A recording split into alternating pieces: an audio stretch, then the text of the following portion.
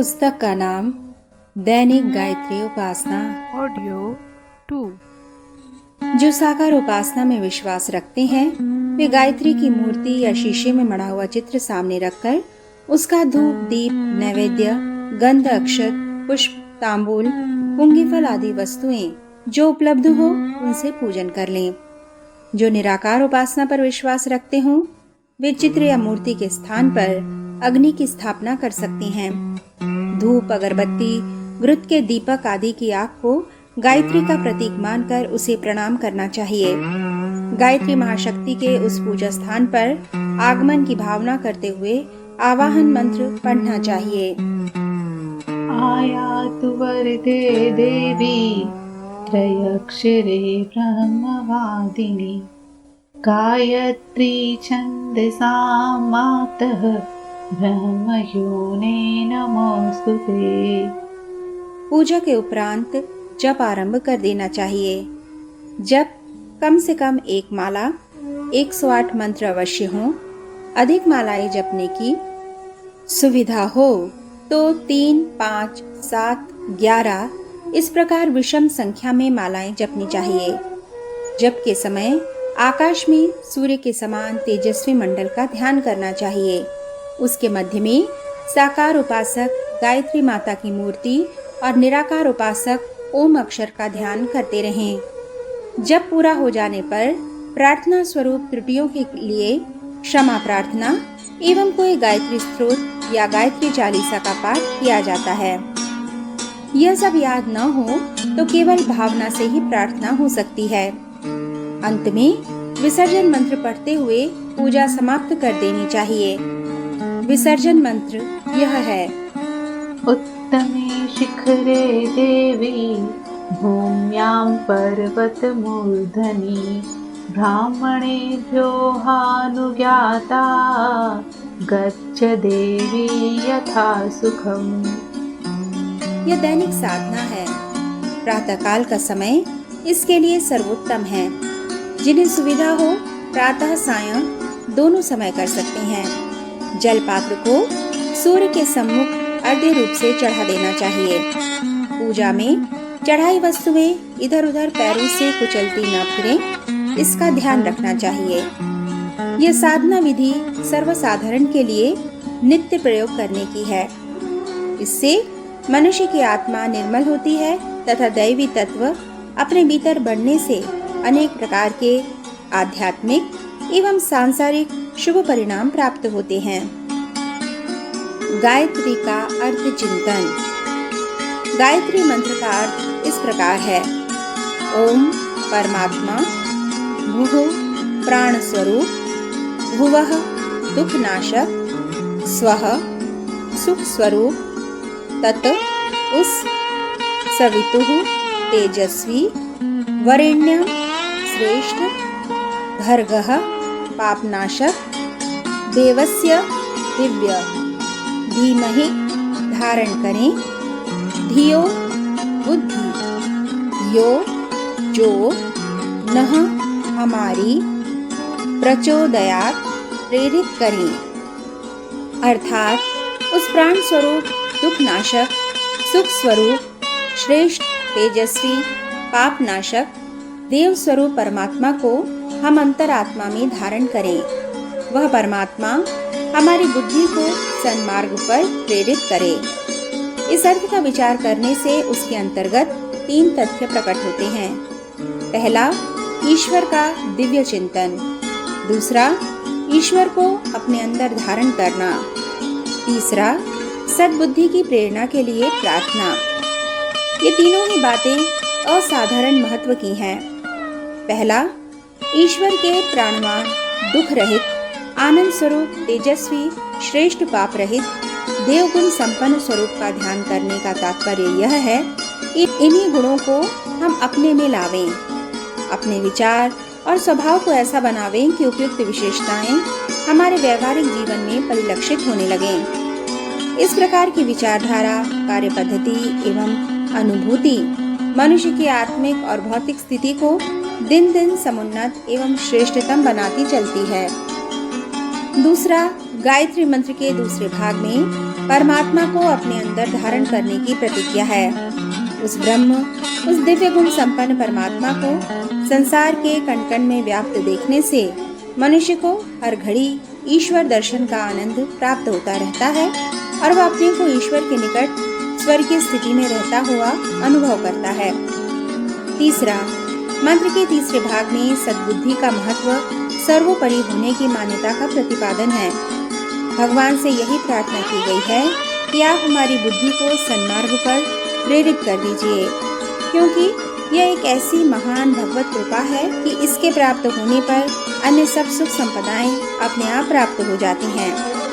इस मंत्र के प्रथम भाग में ईश्वरीय दिव्य गुणों को प्राप्त करने, दूसरे भाग में ईश्वरीय दृष्टिकोण को धारण करने और तीसरे में बुद्धि को सन्मार्ग पर लगाने की प्रेरणा है।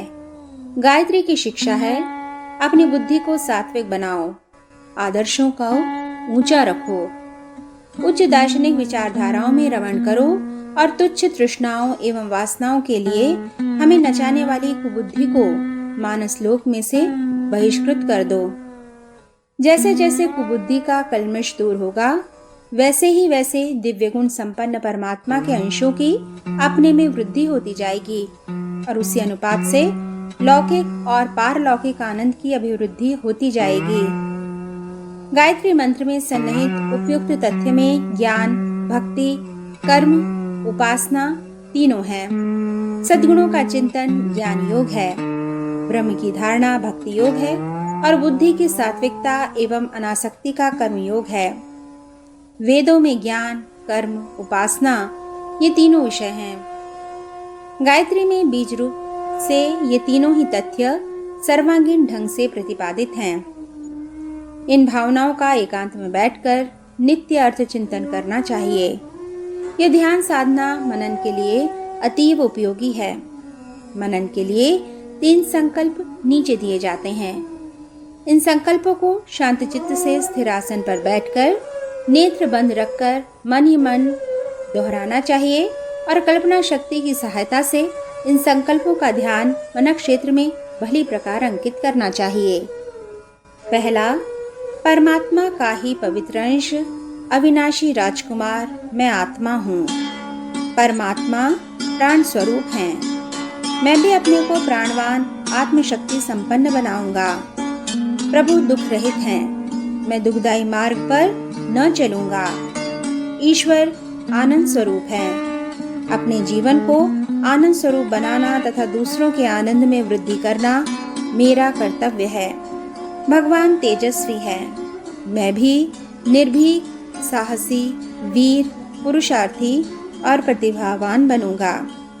ब्रह्म श्रेष्ठ है।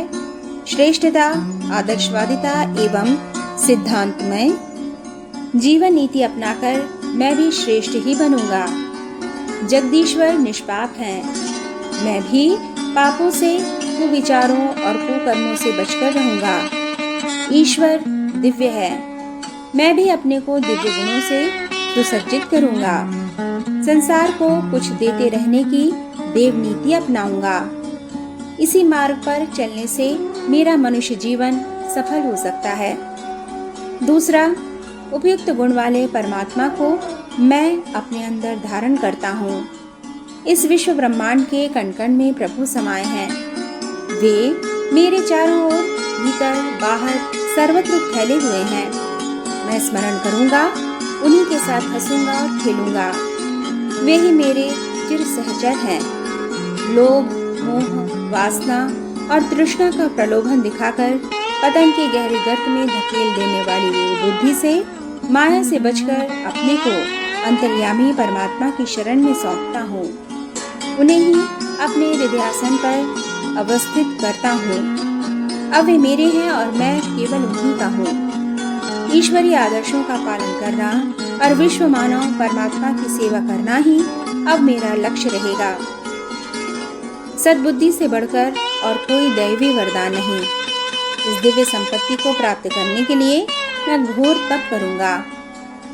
आत्मचिंतन करके अपने अंतःकरण चतुष्टय में मन, बुद्धि, चित्त, अहंकार में छिपकर बैठी हुई कुबुद्धि को बारीकी के साथ ढूंढूंगा और उसे बहिष्कृत करने में कोई कसर न रहने दूंगा।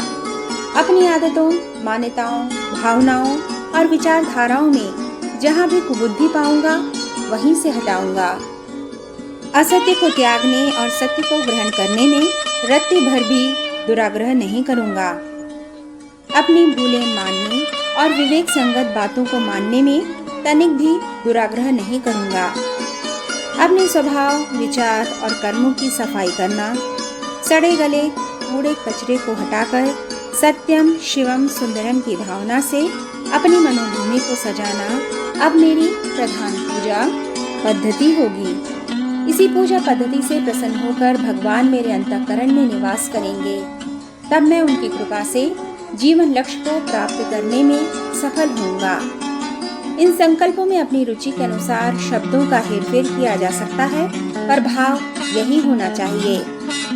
नित्य शांत चित्त से भावना पूर्वक इन संकल्पों को देर तक अपने हृदय में स्थान दिया जाए तो गायत्री के मंत्रार्थ की सच्ची अनुभूति हो सकती है। उस अनुभूति से मनुष्य दिन दिन अध्यात्म मार्ग में ऊंचा उठ सकता है। नित्य हवन विधि। गायत्री उपासना से हवन का घनिष्ठ संबंध है। गायत्री उपासक को अपनी सुविधा और स्थिति के अनुसार हवन भी करते रहना चाहिए। बड़े यज्ञों की हवन विधि छापी जा चुकी है, पर जिन्हें नित्य हवन करना हो या जिनके पास बहुत ही कम समय हो, उनके लिए और भी संक्षिप्त विधि नीचे दी जा रही है। जप के बाद हवन किया जाता है। हवन करना हो तो विसर्जन, अर्धदान की उपासना समाप्ति की क्रियाएं यज्ञ के बाद ही करनी चाहिए। हवन में यदि अन्य व्यक्ति भी भाग लें तो उनसे ब्रह्म संध्या करा के तब हवन में सम्मिलित करना चाहिए। दैनिक हवन। अग्नि स्थापना। कुंड या वेदी को शुद्ध करके उस पर समिधाएं चिन लें। फिर अग्नि स्थापना के लिए चम्मच से कपूर या घी में भिगोई हुई रुई की बत्ती को जलाकर उन समिधाओं के बीच में स्थापित करें। मंत्र। ॐ भूर्भुवः स्वधोरिव भुम्ना पृथिवीव वरिण्या तस्यास्ते पृथिवी देवयजनी पृष्ठे अग्निमन्नादमन्नाधाया दधे अग्निं दूतं पुरोदधे हव्यवाहमुपब्रुवे देवासादयादिह। ॐ अग्नये नमः। आवाहयामि, स्थापयामि गन्धाक्षतं पुष्पाणि धूपं दीपं नैवेद्यं समर्पयामि। अग्नि प्रदीप मनम। जब अग्नि समिधाओं में प्रवेश कर जावे तब उसे पंखे से प्रज्वलित करें और मंत्र बोलें। ॐ उद्बुद्ध्य स्वाग्ने प्रतिजाग्रहि त्वमिष्टापुरते सगं सजेथामयं च अस्मिन् तत्सदस्ते तद्युतरस्मिन् विश्वे देवा यजमानश्च सीदत। समिधा धानम। तत्पश्चात निम्न 4 मंत्रों से छोटी छोटी 4 समिधाएं प्रत्येक मंत्र के उच्चारण के बाद क्रम से घी में डुबोकर अग्नि में डालें। पहला। ॐ अयन्त इद्म आत्मा जातवेदस्ते नेद्यस्व वर्धस्व चेद्यवर्धय चास्मान् प्रजया पशुभिर्ब्रह्मवर्चसेन अन्नानेन समेधय स्वाहा। इदम् अग्ने जातवेदसे इदं न मम। दूसरा। ॐ समिधा अग्निं दुवस्यत घृतेरबोधयातातिथिम् अस्मिन् हव्याजुहोतन स्वाहा। इदम् अग्ने इदं न मम। तीसरा। ॐ सुसमिधाय शोचिषे घृतं तीव्रं जुहोतन अग्नये जातवेदसे स्वाहा। इदम् अग्नये जातवेदसे इदं नमः। चौथा, ॐ तं त्वासमिदभिरिङ्गिरो घृतेन वर्धयामसि बृहच्छोचाय विष्ठय स्वाहा। इदम् अग्नये अंगिरसे इदं नमः। जल प्रसेचनम। तत्पश्चात अंजलि या आचमनी में जल लेकर यज्ञ कुंड वेदी के चारों ओर छिड़के। इसके ये मंत्र हैं। ॐ अदिते अनुमनस्यौ इति पूर्वे, ॐ अनुमते अनुमनस्यौ इति पश्चिमे, ॐ सरस्वत्य अनुमनस्यौ इति उत्तरे, ॐ देवसवितः प्रसूवयज्ञं प्रसूवयज्ञपतिं भगाय दिव्यो गन्धर्वः केतपुः केतं नः पुनातु वाचस्पतिर्वाचं नः स्वदतु। इति चतुर्दिक्षु